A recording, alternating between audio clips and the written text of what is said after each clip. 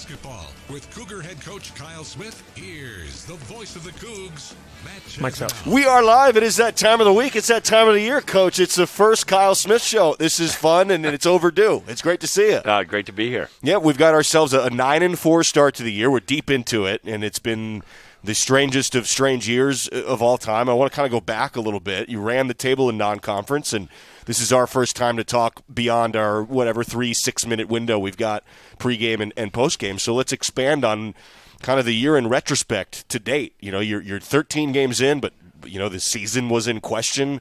Football was rocky, and hoops you've had 2 postponements, and one of them currently rescheduled. But it's been this crazy deal. What are your thoughts on this season to date here now in 2021? I'm just happy we're having one, and we got to always keep things in perspective. Be grateful for the opportunities. I mean, our guys have handled it well. I mean, those pauses are hard, especially you're getting prepared for like Arizona State, and you get the word 36 hours before we're not going to play, and you're hoping to get Arizona.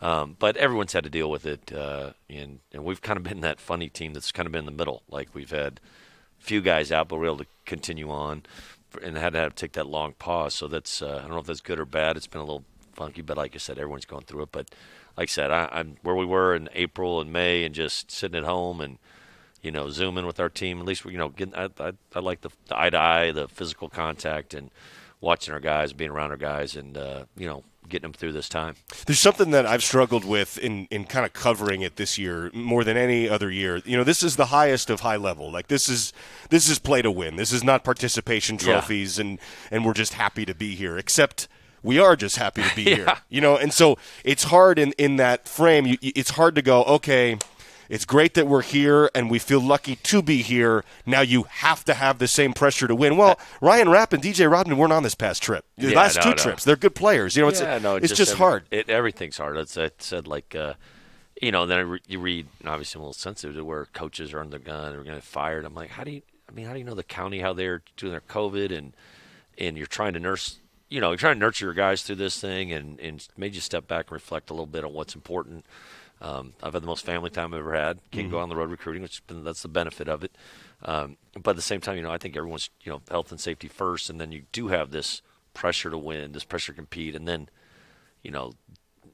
God forbid if they let the coaches get involved with like the scheduling part, because they're trying to get every angle they can, every edge. It's like it doesn't matter. Like just get the game, and it's kind of goes out the window. So it's like, like end of the day, it's like, hey, we're having a season. And hopefully we got my mom's getting vaccinated tomorrow. Yeah, that's great. And just the positives that hopefully we can try to kick this thing in the rearview mirror. That'd be fantastic. Yeah. I think if I may be mistaken, but like since you walked in here 10 minutes ago, the NCAA tournament dates were announced in Indianapolis. And I may have missed it, may have been earlier. But even hearing that, like that's part of the issue with this also is there's this looming – is it going to happen type feel, and that's exciting to hear that progress. No, I think it's good. Like the NBA got theirs in the fall, and they're going now. They're battling through, and in football, NFL, God bless them, didn't miss a game. Isn't that amazing? Amazing. Doesn't surprise me. Amazing. They made sure they got it done. So all those things, and I think that we need an NCAA tournament for a lot of reasons, and it'll be fun. Hopefully have that thing going. What is the ideal? You went 7-0 in non-conference. That's the ideal. Well, for sure. Easier said than done. No. You had 4 come-from-behind wins. Yes. You played 2 preseason picks for league winners to start Texas Southern and Eastern Washington. Those were not easy games. And you go 7-0, and you actually beat the Beavers. You're 8-0. You're off to this fantastic start.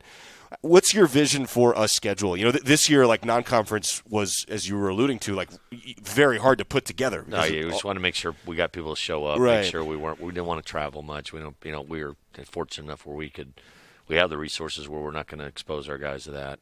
Are you talking in a normal year? Yeah, non-COVID year? in like a non-COVID year. Non-COVID year, I'd love for us to get in one good tournament. I think that's a good like a Christmas time or Thanksgiving or Maui. That'd be great. Yeah, that'd be fun. You just got to get pretty good to get one of those.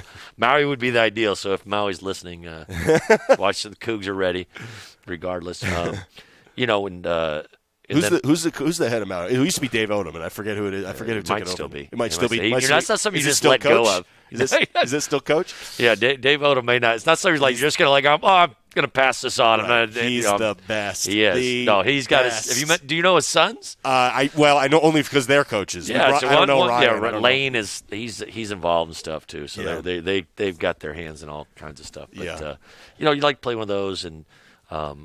Hopefully play some other games that get you ready for the league, and also maybe what I really heard is not having scrimmages or exhibitions where you can really play around with some guys that you want to see what they have, and we went right in the season, and like I said, the way we do with our analytics, our hustle stats, it's those first 2 games usually we get that, so we were rough in the beginning. We were fortunate to beat some of those teams, but I felt like we started playing better around Montana State, and we had 4 straight road games here that were challenging to say the least, and that's part of it. So we're really young, but what I'd like to have is just return a lot of guys that are played. That would be nice. Yeah, that'd be nice. We didn't envision starting 3 freshmen, but that's just kind of how it's worked out, and hopefully next year we'll be a little more seasoned and return a lot of minutes. You just touched on 3 things. One of them, the preseason non-scheduled, like the game that's not on the schedule against a really good opponent, the closed-door scrimmages.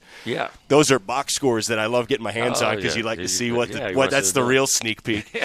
Those didn't happen this year. No. They're huge preparatory events for the team. And you alluded to analytics. We haven't had a chance to talk. It's hard to talk briefly about analytics. What's the system shown you this year? Last year's team, ton of threes. CJ Ellaby and Isaac, kind of dominating the 1-2 punch. What's the analytics showed you on this team? Well, we kind of flipped around how we're playing mid-season, mid non-conference. We figured out we didn't anticipate that FA would be this impactful this early, and he definitely, with his skill set, he changed the way you're going to play. So that was oh. Just until we thought, all right, his coach in Australia thought, well, he'll be able to play 15 minutes. He's really good, 20 minutes a game. He'll have to foul trouble probably. And so we're thinking okay, he'll be a good change-up center. Just quick, whatever. Just you play 3, 4, 5, but he'd be just that kind of quick. And just let him get his feet wet. And then he's he's a little. He came on, so and then Deshaun's come on and Vova. It's well, we knew early. It's oh, wait a second, our team's. You wouldn't expect young big ones to be good or ready, and then they're usually not. And I was oh, darn it. The numbers are spitting out here. It's our bigs are pretty good. It's this isn't what we anticipated. And that's why they said, well, let's get to it. This looks like this is something we're lucky here. We got some good young big ones, and hopefully they all continue to stay in the program and get better. And Brant's good too. And we better start building our program around that a little bit. So that's kind of what the analytics told us. So it's kind of switched what we're about, and still young and still, we've been getting beat up on the glass a little bit. And I think it's just an immaturity physically and not playing on the road. But they're good. So it's changed. I was thinking we're going to be more of a. And when you know what, I really think CJ was. He was really coming back till about August 1st. Oh, I mean, he's pretty solid, and then and then things in his people he's getting good intel that maybe have a chance to do, and I'm happy for him. But sure. So we were really going this direction where he was going to be the 3. We have Tony. We're going to be pretty good inside, and we'd be kind of that team that played against Colorado. So then when CJ left, I said, well, we might have to spread this thing around a little bit. Yeah. So, but that's kind of what the analytics. So we're kind of pounded in kind of team like some of these other teams right now, and haven't been healthy, so we're a little thin on the in the backcourt, but got some young guys, some opportunities to develop, and hopefully that's going to help us as we, we're about halfway point in the league. We've got a lot of games left, and with not a lot of time really. It'd be done in about 7 weeks. Yeah, it's amazing. We're in it. Now. It's in it, yeah. So it's just try to stay healthy and keep our heads, positive. And young guys, you just don't know. You got to be careful with them and make sure that they're. That they're healthy and they're mentally, their psyches are positive. I think we'll play hard.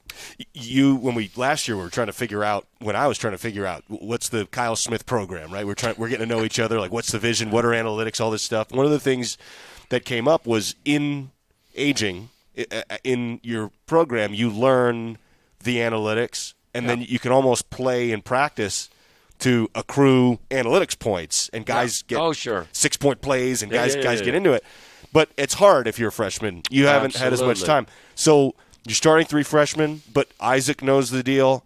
DJ Rodman, Vova may a little bit. DJ actually led our team, I think, until we started playing, and which was a big jump for him, and Ryan made a big jump, and it really cements like that experience, and it makes it hard for. We have some young talented guys, but this is the path that you get on the floor, and if they understand that's the path, then they'll establish these good habits. That's the whole goal, is that everyone understands, and it comes down to the Trinity, the Holy Trinity: defend, rebound, take care of the ball. And the way we're trying to explain to some of our young guys, you want to play more. Sometimes you just have to be where you don't hurt the team when you're out there. It's not about helping. Sometimes and that's why it's always about you got to defend at a certain level, you got to block out, you got to go after the ball, and you got to take care of the ball.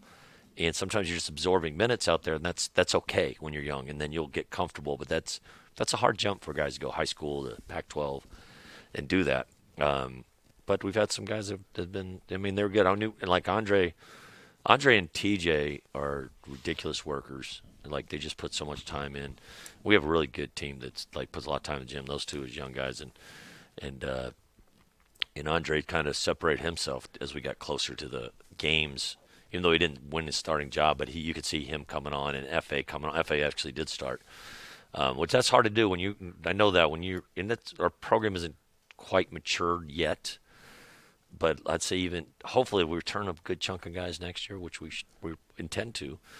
Well, now you're year 3. Now you have some guys that have done a third year in the program, and then there's a maturity. If you get a freshman that can come in and win that job, they're good. He's really good, yeah. Yeah, honestly, they got to where when I was at St. Mary's 8 years in, it's like they're pros. It was like Dellavedova and Patty Mills, but we had good players that couldn't quite crack the lineup as freshmen. That's just a sign of being, that's what it used to be.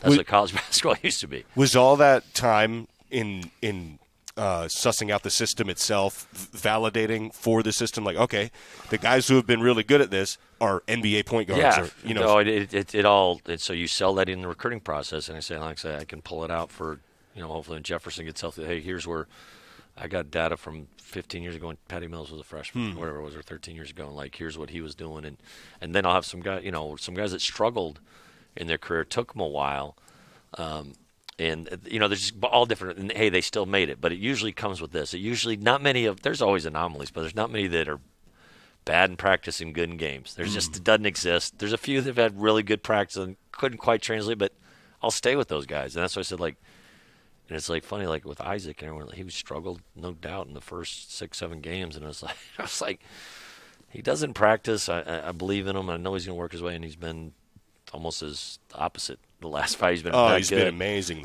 So, and actually I think it's not he started playing well, he started feeling better about himself. It's the other way. He's mentally been really working on his mental game and trying to stay and believe in that good habits will pay off, and he stayed with it, and he's really improved himself, like in the hustle stats, but also in the conditioning and strength. And so, he's just really focused on doing well, and it's really neat to see as a coach, and hopefully he can continue it. Yeah, and these last 3 games you could have pegged from 7 months ago if you knew this was the schedule. It's probably the hardest stretch. Sure. You're going to go to the Bay Area, you're going to go to the L.A., and you're going to do it back-to-back, and Stanford's good, and then both L.A. schools are really good. So you could have pegged this and said, hey, this may be a rough stretch, no matter how good you are. It's going to be a rough stretch. So things now, you come back home, and we'll get into kind of a Utah-Colorado preview. Sure. You got to go back-to-back buffs. Way easier said than done. There's 7 in the net right now. Yeah. They're really good and kind of clicking. And actually, we'll take a break here in a second. I've got in our world famous trivia question. How do you read that? This is very legible, Coach. Actually, this is it's like the Rosetta Stone. It's important you don't read it because this is these are the trivia. It's brilliant. I couldn't read it. I mean, I thought I had bad handwriting until I saw that. It's not good. It's not good. Is that Hebrew? My wife. That's what it looks like. I didn't know. I read it right to left. I read it right to left. Okay. I did. Yeah, yeah. All right. Matthew Dellavedova is an element in our trivia. Jeez, that's gonna be embarrassing if I missed. Well, he's kind of a sidebar. Okay. So we won't put you on the spot for it. But hey, this is long overdue. It's fun. We take our first break. It's great to be here. We're here with Coach Smith. We are in the Martin Stadium TV press box. We're right next to the Bob Robertson broadcast suite. We're doing what 2021 kind of mandates, and we miss everybody at Zeppo's and certainly miss the fine fare that is there. But we'll take a break, come back. We're live here with Coach Smith. Thanks.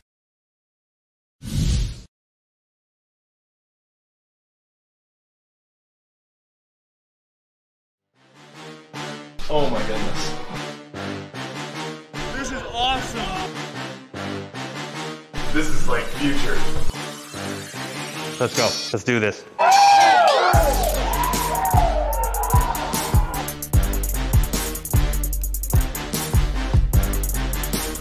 Let them in. They've been waiting long enough.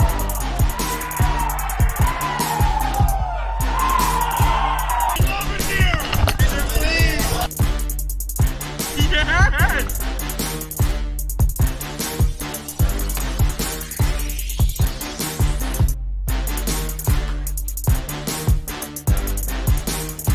Unreal!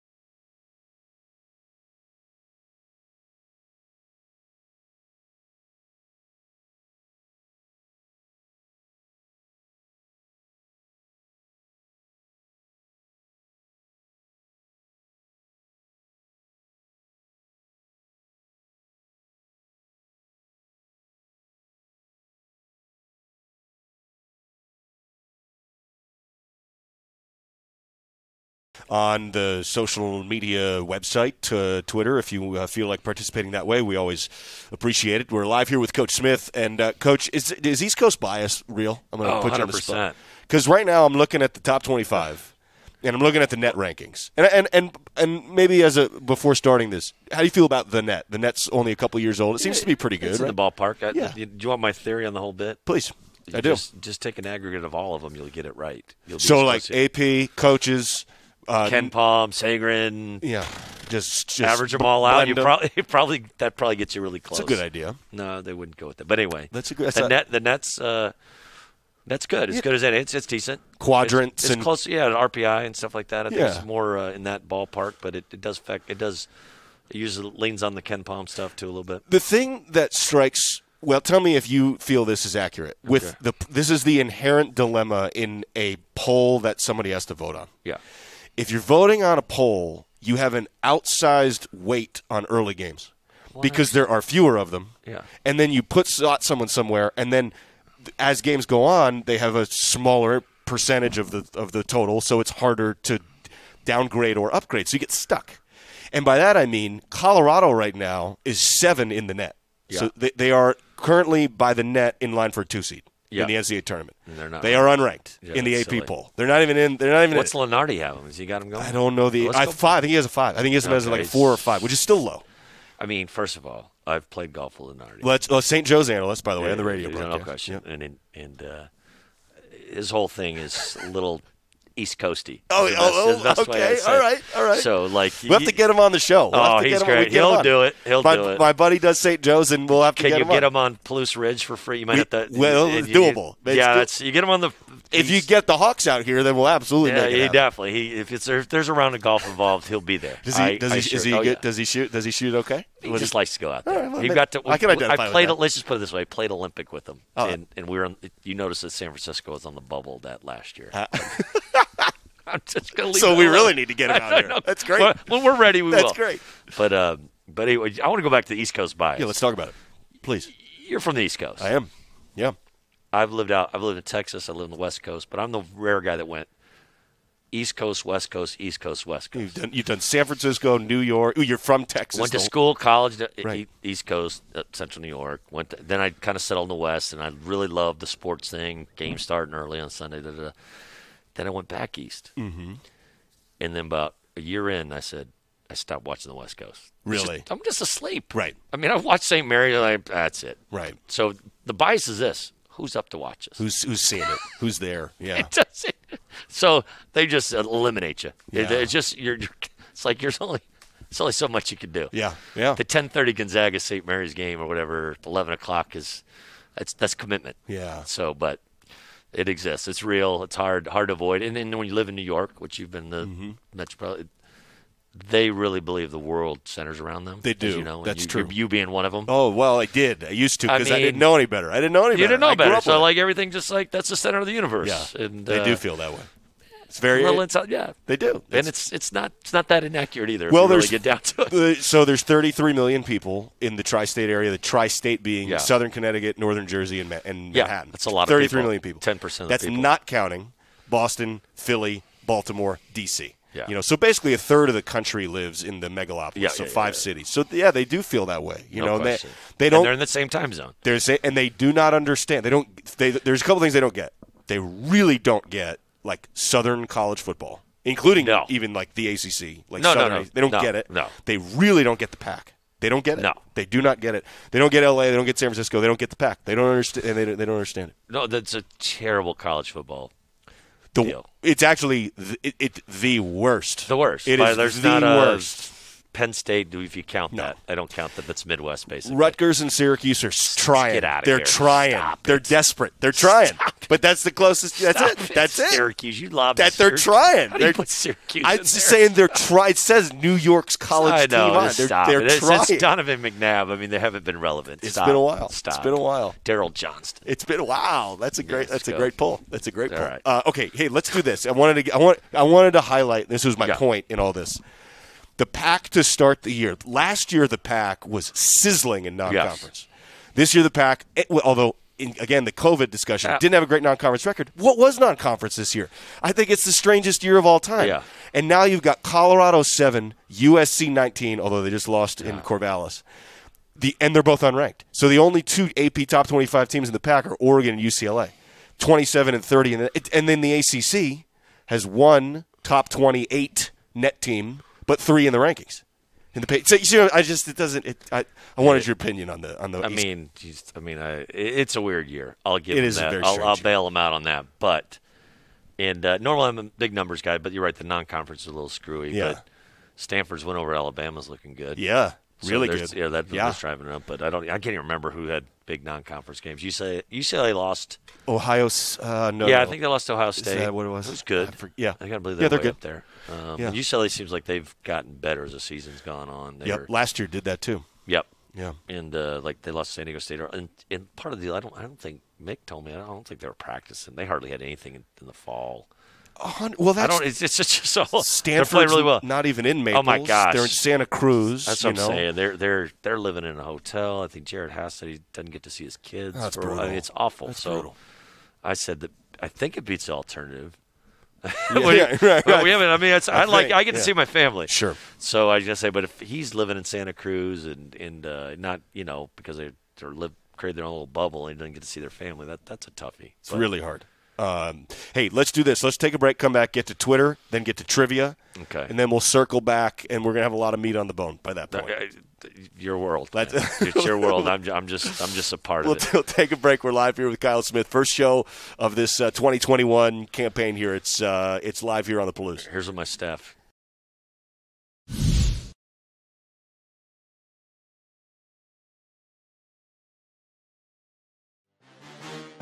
Oh my goodness. This is awesome. This is like future. Let's go. Let's do this.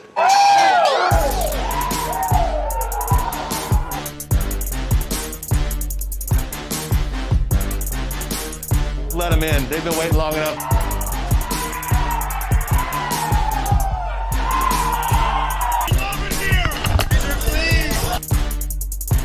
Yes!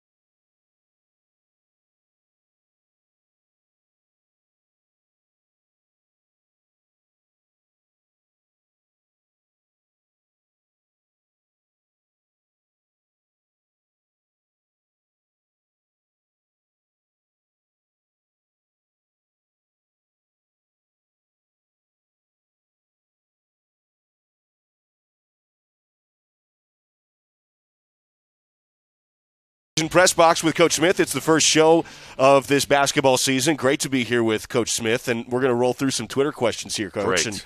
And we've got a lot of participation here in the Twitterverse. So we'll start off the top. Great Coug, tons of participation. I didn't tell the soup chat. Oh, we got to get him in on it. Maybe in a break. Text him in a will. break. Yeah, text him in. Text him right Maybe now. let me check. Go ahead. Yeah, but I don't want to throw them off in case they're dialed in. Yeah, right. Well, love the soup chat. Jennifer Delzer wants to know, how do you balance the desire to give players room to make mistakes and grow versus winning now and trying to win games? What's the balance there? Well, it's always try to win, and sometimes actually letting a guy play through a mistake might help in the process. Guys are going to make mistakes. We're all going to make in life and on the court and everything else. Sure. And it's a lot of it's a feel. Even though I'm a big analytics guy, it's a feel guy. If a guy, like I think Coach Wooden said, acts of commission versus omission. If you're trying to do the right thing and you're an air out of aggressiveness, those usually play through. But if you're a little tentative and on your heels, and that can capture the confidence of your teammates, is what I say. So it's a fine line, and you want to encourage guys. We'll tell them all the time. I don't think a coach can necessarily. The idea is that we can give guys confidence. I think that confidence is something that's earned, something you believe in through hard work, and that's a big part of what we give so much feedback. And you see your growth and your improvement in everything you do, and then you develop that, and you're prepared to do your job in the game. So the more we prepare them to do, and then hopefully they can handle it. The idea is to empower them to empower themselves. Jennifer also says, P.S. Love what Coach is doing. Really love his approach. #GoCougs. Thank you. Love Jen. Jennifer's great. LJ wants to know, now that a year's passed, what's your favorite memory from the Clay jersey retirement day? The win. That was the easiest question I've ever had. But also getting Clay in the locker room to recite our ballad, the Coug ballad. He got in there and he embraced it. He loved it. He really likes what we're doing. He checked in with I think Isaac the other day or something. Did he? Just kind of pep him. Yeah, so That's awesome. he's still plugged in. We know he's going through a tough stretch, but he's got an awesome attitude, work ethic. He'll be back. And I saw the Warriors beat the Lakers last night. Yeah. So, Coach Kerr's got to work now. The guys are a little missing a few guys and getting ready for try to get Clay in the tail end of his prime maybe to get this thing done. That's awesome. Lynn Carmichael wants to know, is managing through the COVID crisis harder than you imagined? Do you think the team is ahead of your goals so far this year? That's kind of a two-part deal right now. I think it's been, if it's possible, about what I expected. It's tough. Like they have a 7 a.m. PCR test tomorrow for this games this weekend, whatever, and that stuff. That stuff's tough, getting the guys up. You got to gauge that into, if we're getting up at 7, we're practicing at 2, those kind of things. But overall, it's been about what I expect with the distraction. What was the second part of that? Second one, do you think the team's ahead of your goals so far this year? Too early to tell. I think we've had some ups and downs, and we haven't been completely whole, but I'd say on par. I don't know. Can't tell. Okay, a little bit early for that one. Yeah, I mean it's mid-season, but it could go a lot of ways. Yeah, there's a lot. There's more than one fork in the road here. But thus far, it's been. I think we're improving there, and then we're gonna see what we're about after these last 4, how we respond. Levi wants to know, what is the top quality you look for in a recruit? Top quality. It's really attitude. To be honest, having a great attitude. But we have what we call the 6-tool player, a guy that can dribble, pass, drive, shoot, defend, and rebound. So those are kind of the qualities. That's what we're looking for, the 6-tool guy. But it's the attitude, work ethic, and attitude over anything else, because you can with a great attitude, you can do a lot of things with. Do you kind of when you go see a kid, before he knows you've seen him, you go to an AAU thing or whatever, you're taking a look at a kid, you got these 6 attributes. Do you grade him and then talk? How does that work? What's that process? A little bit. There's sometimes you do when we're just splitting hairs or just goofing around trying to figure it out, but it's an inexact science. Yeah. That's been doing that long enough, where guys that you were certain were going to be in, and they hit all the check marks and all the stuff, and it's kind of like picking a college. How'd you do it? You were lucky that one let you in. I got into one. That was game over. No. You know what I mean? Like your parents going to tell you to do all this shit, but in your gut, your gut kind of has to feels that right. comes from experience a little bit. That matters. There's a book called Thinking Fast and Slow, and it says the thinking fast part is the guttural response, but there's actually hundreds of years of hardwire. Isn't that blank? Is that someone stealing Malcolm Gladwell's I think bit? they're little cousins. They're cousins of each other in certain ways, but same type of deal. Yeah, I mean, this sounds funny, but blank I read. Yeah. But I kind of blanked it. Yeah. I kind of like. Yeah. I kind of read the intro and I got this. All right, got it. And I think that's kind of this. I was like, this guy's smart, knows what he's doing. So it's like. But, got it. Thanks for the advice. Close the book. There's been. It's funny. I've kind of used that thing with like recruiting sometimes. A guy that just kind of catch your attention, and then you're like that initial response, kind of same thing. But anyway, that's funny. Hey, Chris wants to know, since his arrival in Pullman, since FA's arrival in Pullman, which part of FA's offensive game have you seen grow the most? I think obviously his shooting. I think he's and we thought it's funny because his coach from Australia said, when the summer he was playing, because they were able to play down there, and say he's doing really well, and he goes, I think you'll probably have him shooting threes by the time he's a sophomore. And about a month in, I said, well, he's way ahead of schedule, and he was leading the conference, and hopefully, they're adjusting, catching up to him a little bit. But that's that's what gives us a chance to really separate and really strive. Probably why our offense has been much better. Just not that he's making shots, but it just gives Isaac more space and gives our players more space, and that's probably the area that he's been. Did you have the same conversation with FA that you had with Jeff Pollard, where you said, "Hey, if you can hit this shot, they're very different players, but if you can stretch it, it just changes the offense." Yeah, because I have that conversation with everyone outside of Vova. Vova and Brand have kind of red light. It's a red light. Deshaun. God, too. I'd love to see Vova come down and just drill a three. No. Drill it 7-2 Ukrainian, just bombs away. Not happening. All right. Not happening. But that was, that's what gives you a chance to. We kind of knew that when we recruited him. Like that was a part. Like he make like 37 straight free throws. I'm like, well, that made it easier to take him because he's so quick. And it's like those guys are going to draw contact. He's just and I get mad at him when he pump fakes. I'm like, just go try to dunk it. Yeah, just do it. Just don't goof around. Yeah. They're big bodies, but just go up there and they're going to get blocked. I don't care. It's going to go in. That's great. Yeah. Or you get fouled. That's great. 2 out of 3 are great. Yeah. So just do it. Don't the pump fake and trying to throw. No, just go up, try to dunk. If you get to the foul line, that's a great feeling because he's been a really good foul shooter. Tim wants to know what you think of Bill Walton's commentary. # Conference of Champions. I think Bill's underutilized. In what regard? I just think he should be doing he should be on campus sitting down with FA. He should do a 2-hour documentary on. Go back to Nigeria with them and go to Senegal. That's what you should do for every program. He should then they should just roll that stuff because he's just bigger in life on those telecasts. I've never heard that before. I think he does such an awesome job with the conference championship. Like let's not burden him with the game. Right. Because I think one of them I was watching and he's like, Arizona State's in trouble, and Pash turned to him and said they're down 2. Yeah. He goes, I read the score wrong. Yeah. So I think it'd be the best. I would love to bring it do a bike ride put on some tie dye, go over to Moscow, get a coffee, come back in Pullman. Sit down with that. I think that's what we. He'd stop in the Appaloosa Horse Museum for 2 hours. Absolutely. Yeah. I mean, let's not goof around. Yeah. Go.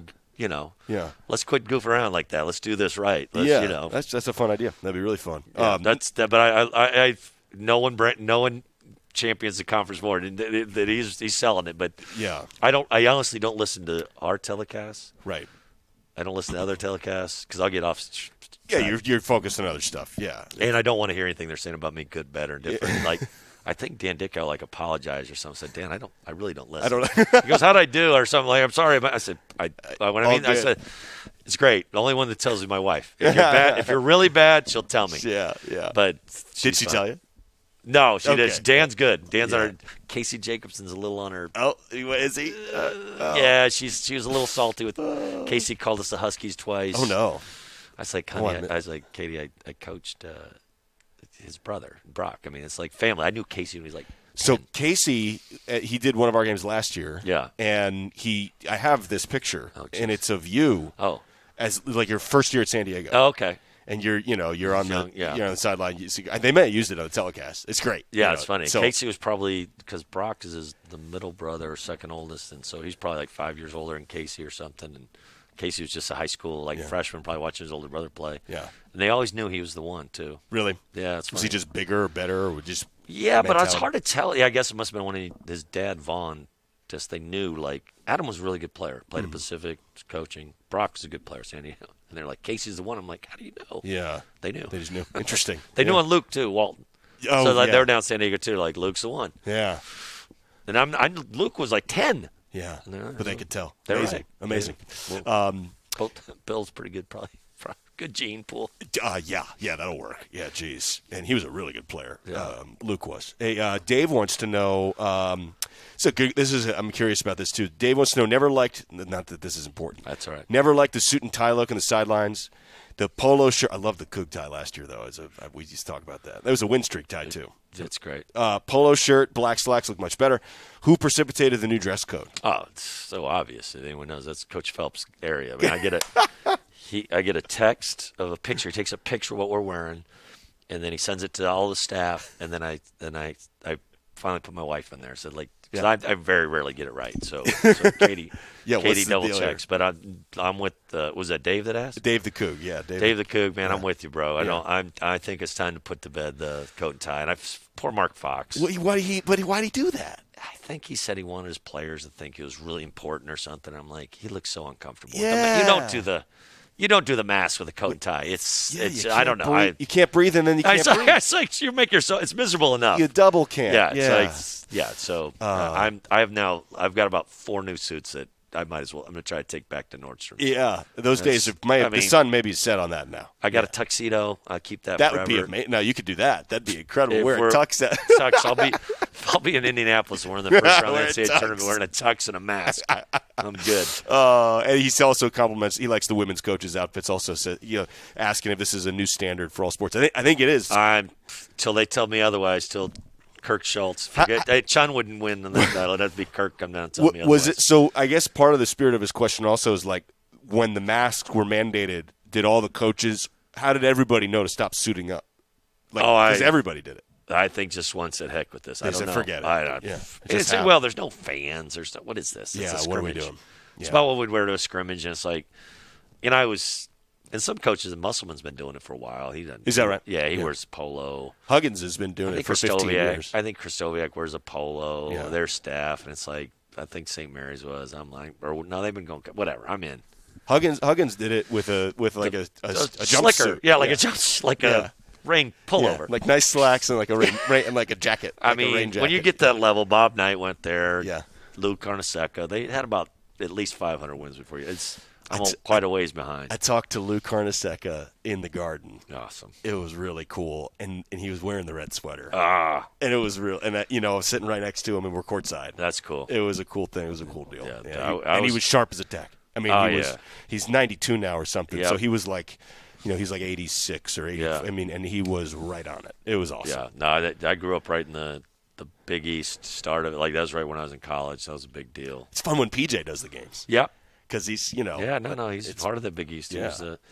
He's got a son that can play. Yeah. No, maybe I can't comment on that. Oh, okay. Well, I can. He's playing in Seattle. He's a Seattle guy, PJ Carlissimo. Yeah.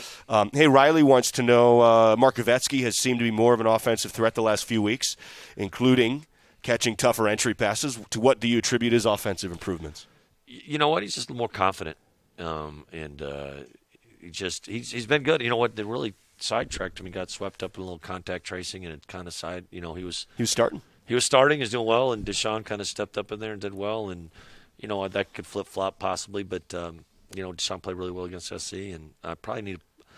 UCLA made it tricky because they play small, and FA played FA more at center, so we could try to guard him and that stuff. But so hopefully we got to get Vova going again. He helps us. I mean, we gave up too many points, and I got to push myself to remind myself that hey, we're good defensively in the game. He's part of the stops. Yeah, he definitely is. Definitely, and it's just he's got a big body. Yeah, and like I said, like FA's 210, 215.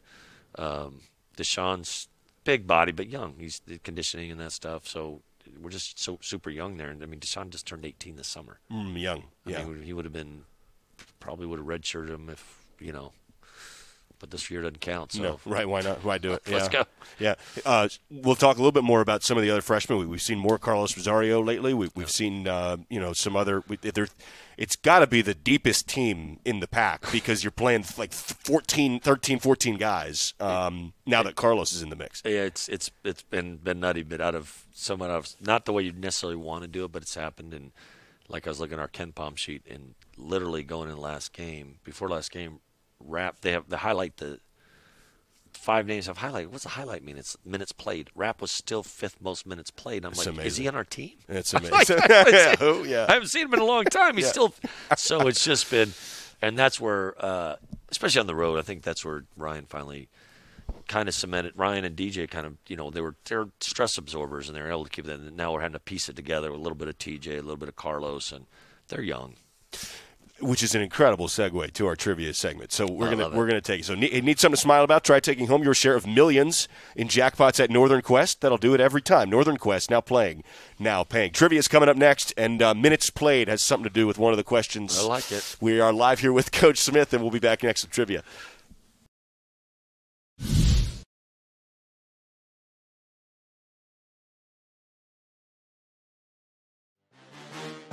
Oh my goodness. This is awesome. This is like future. Let's go. Let's do this.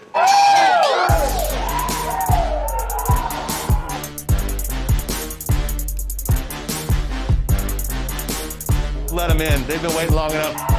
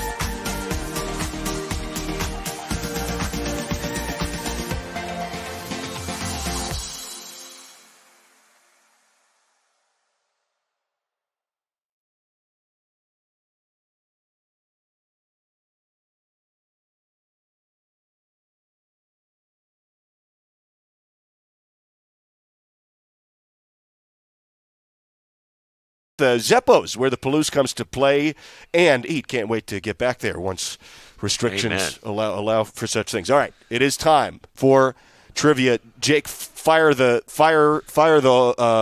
we'll call it the music. There's been okay. Oh no, we're doing that trivia. Oh, we're doing the whole thing. Oh yeah. I thought you had one specific question. Oh, I've got for five. Me.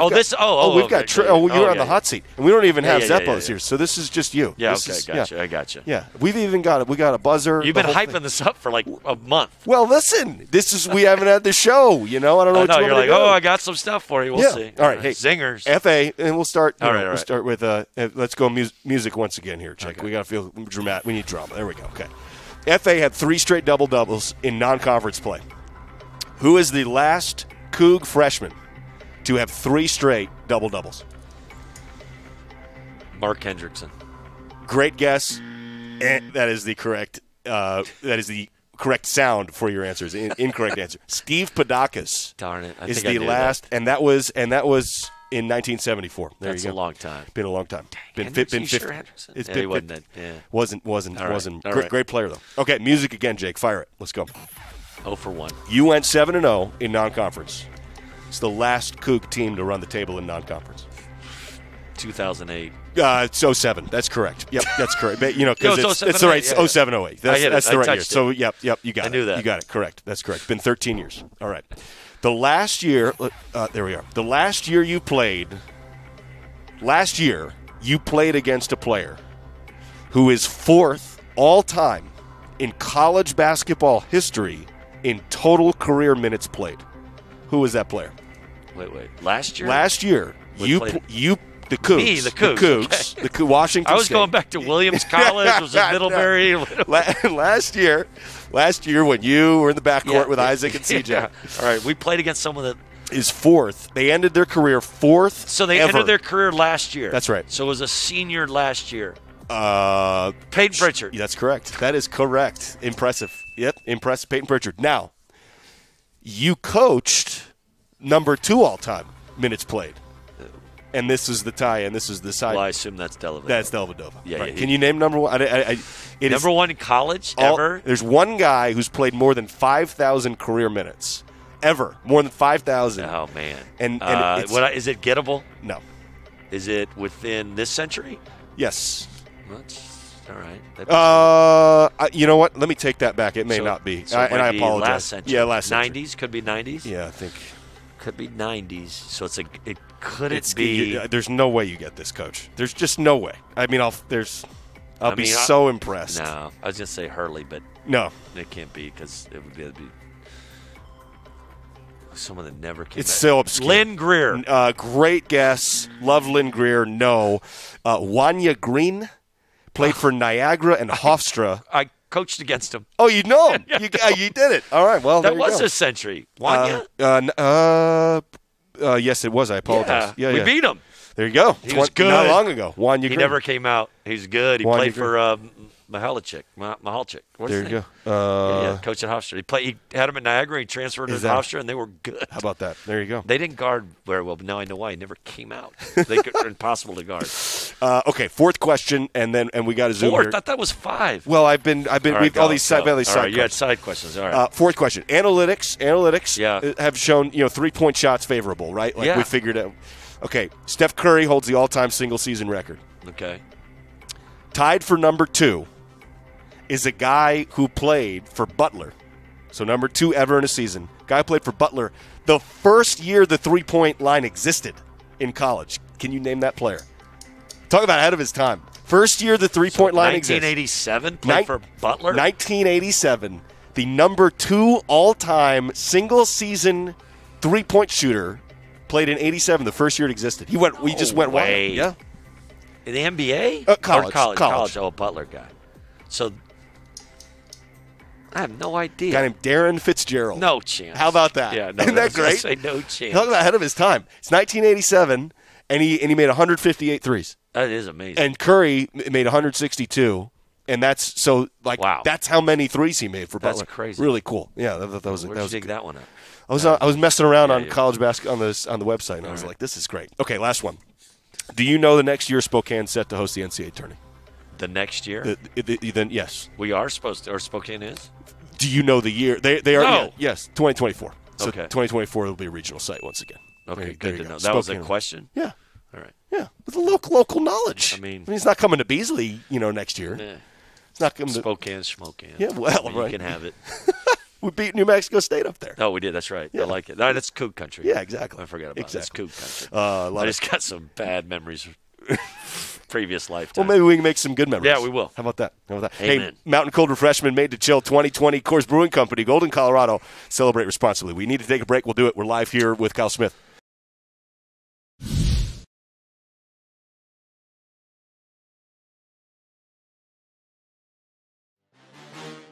Oh my goodness.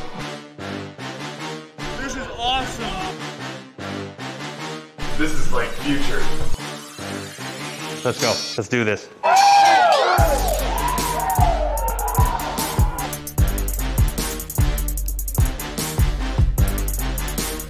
Let them in. They've been waiting long enough.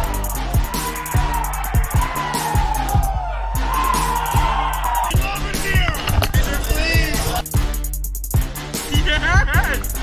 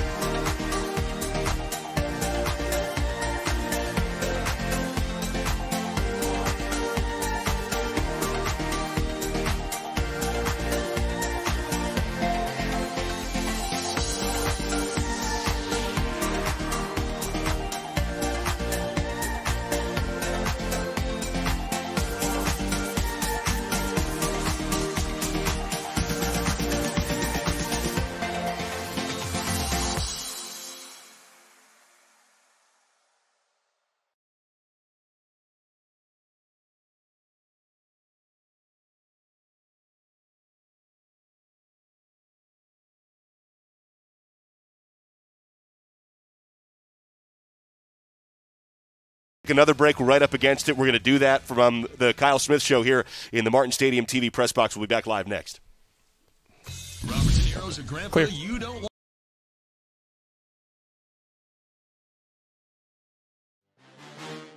Oh my goodness. This is awesome. This is like future. Let's go. Let's do this.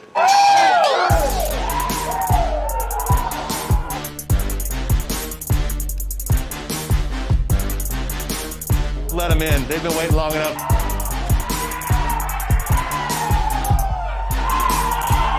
Over here. Yes.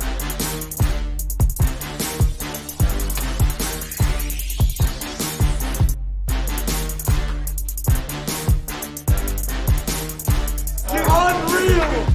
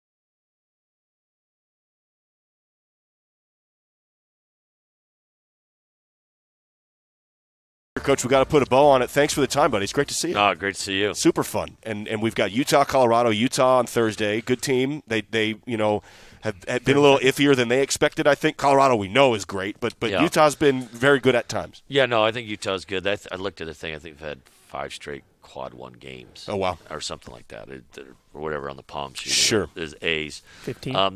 They returned a lot of their guys from last year, and they had a good young team, and so it'll be a really tough 10 game. seconds. All right, 6:30 airtime, 7 o'clock tip. Thanks so much, Coach. Appreciate you. And go Cougs. And thanks for everybody who participated on the Twitterverse there. We'll talk to you on Thursday with Craig Elo at 6:30. Go Cougs.